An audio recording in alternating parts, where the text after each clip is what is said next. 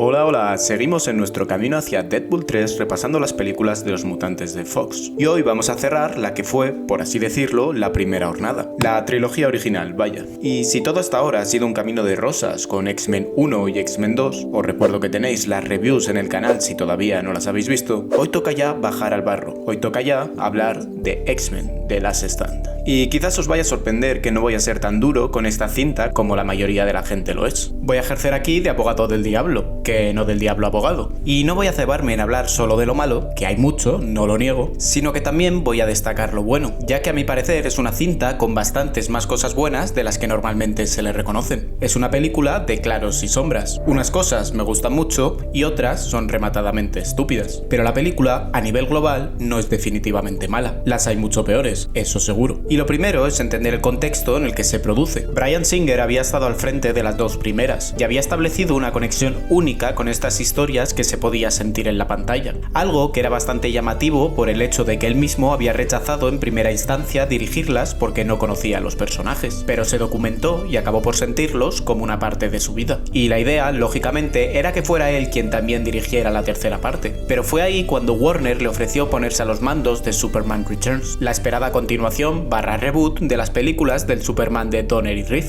algo de lo que acabaría por arrepentirse, porque esta película, pese a que yo la disfruto mucho, fue un fiasco. Pero es que curiosamente a quien se eligió en su lugar para dirigir la cinta fue a Brett Ratner, que era precisamente quien en origen se iba a encargar de Superman Returns, aunque todavía en una versión preliminar bajo el nombre de Superman Flyby, título que nunca vio la luz. Es decir, que se intercambiaron los papeles y ambos proyectos fueron un fracaso por una u otra razón. Quién sabe si en alguna línea alterna a nuestra existencia nunca se cambiaron los puestos y ambos proyectos fueron un éxito. De delirios aparte, del caso de Superman Returns ya hablaremos otro día, pero parece muy evidente que el cambio de director para The Last Stand fue el elemento decisivo que hizo que resultase en un producto muy inferior a sus predecesores. Y es que hay que tener en cuenta que por aquella época Fox dejaba bastante libertad a los autores. No eran simples directores de encargo, como puede ocurrir en gran parte de los proyectos del cine super hoy en día, sino que el rumbo que iban a tomar los personajes y las historias que se iban a adaptar estaban bajo la decisión última de su director. Tanto fue así que el propio Singer había rechazado multitud de borradores hasta dar con la versión última que vimos en las salas de cine. Entrando ya en materia, me vais a permitir que empiece con un aspecto muy positivo de la película antes de empezar con los palos, y es que se siente como un clímax constante.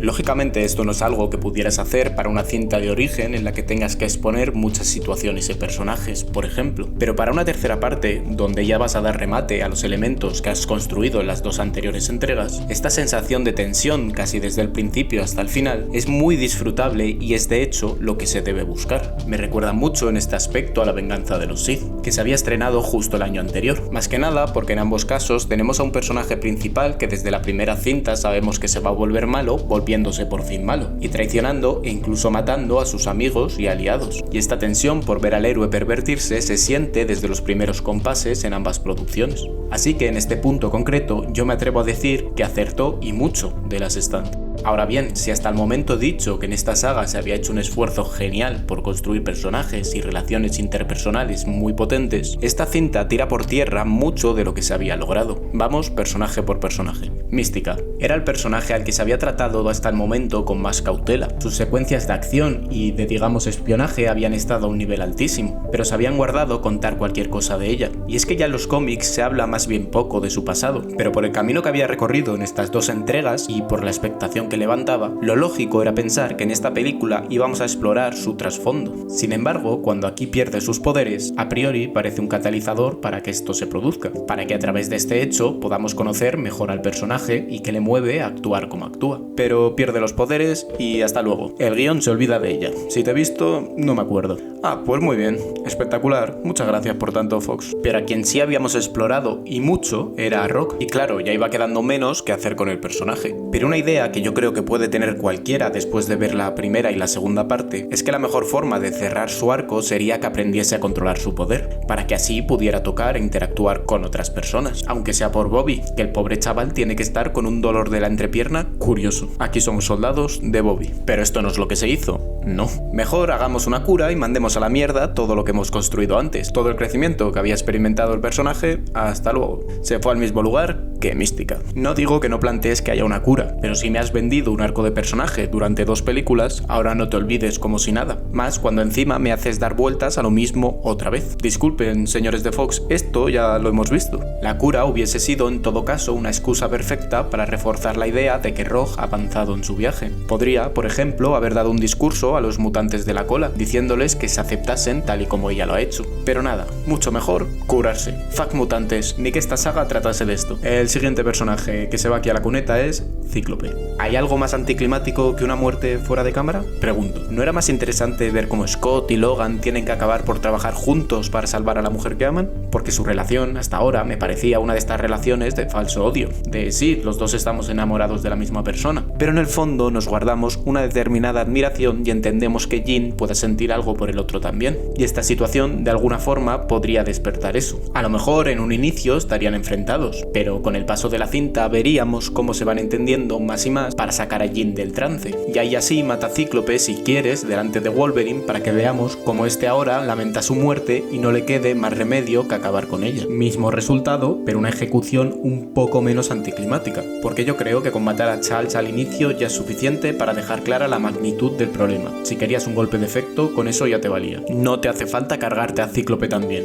y menos así. Y precisamente de lo de Charles es de lo siguiente que toca hablar. ¿Qué queréis que os diga? Su muerte me parece muy top. Me parece que en contraposición con la de Scott está muy bien rodada y que funciona desde luego muy bien como golpe de efecto. Yo a esto no le pongo una pega, aunque eso sí, la escena postcréditos es normal que cree rechazo, yo lo entiendo. A mí personalmente no me molesta en exceso, porque esta saga, con estos personajes de esta forma, realmente terminó aquí, y por tanto no es para mí nada más que un guiño, por así decirlo. Entiendo que tomaron como referencia a Cassandra Nova, la hermana gemela de Charles en las viñetas, que era un personaje que habían creado hace pocos años, que yo entiendo que les llamaría la atención y se les ocurrió que era una idea también interesante aquello de transferir la conciencia. Y en parte esto puede ser verdad, porque ahí tengo que decir que el diálogo a modo de foreshadowing de Charles dando clase de ética anticipando este momento es bastante elocuente. Plantea un debate moral interesante, me funciona bien y define igualmente bien al personaje que lo recita. Eso, junto con el hecho de conocer que manipuló la cabeza de Jean cuando era una niña para contener al Fénix, hacen de The Last Stand una película que desarrolla mucho al personaje de Charles. Y es que hasta ahora lo habíamos visto teniendo una moral muy limpia, muy clara, pero sí que es verdad que habían dejado visos de que esto podía no ser del todo así, y los acontecimientos de esta cinta alrededor de Charles dan continuidad a estas insinuaciones. A mí su tratamiento aquí me parece bastante bueno, más allá de si la ejecución fue más o menos acertada y de si venía a cuento o no aparecer con un gemelo de la nada. Y aunque toda la película en sí funciona casi como un tercer acto por lo explicado del clímax, el verdadero tercer acto, esa batalla final donde solo estás esperando a que el Fénix se desate, está bastante guay. Lógicamente, hay conveniencias en cuanto al counter de los poderes, porque da la sensación de que los usan de formas muy absurdas y que hay personajes que podrían fácilmente vencer a otros y no lo hacen. Pero esto a mí no me saca de la acción. Y cuando el Fénix entra a jugar es, volviendo a la comparación con Star Wars,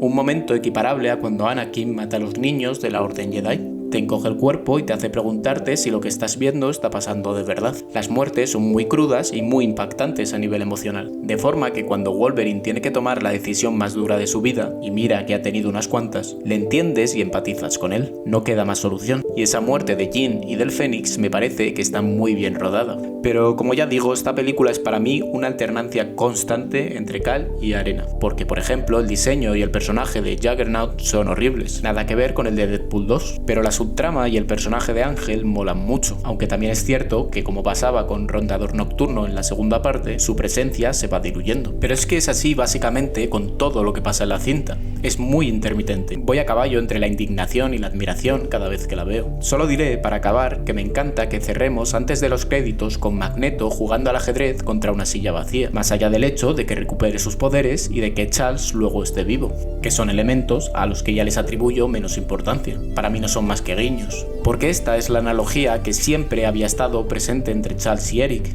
y no se podía cerrar de otra forma. En definitiva, The Last Stand no es perfecta, pero yo la disfruto y es un cierre funcional a la trilogía. Y si no estás de acuerdo, te animo a contarme por qué en comentarios. Nos vemos con más contenido mutante.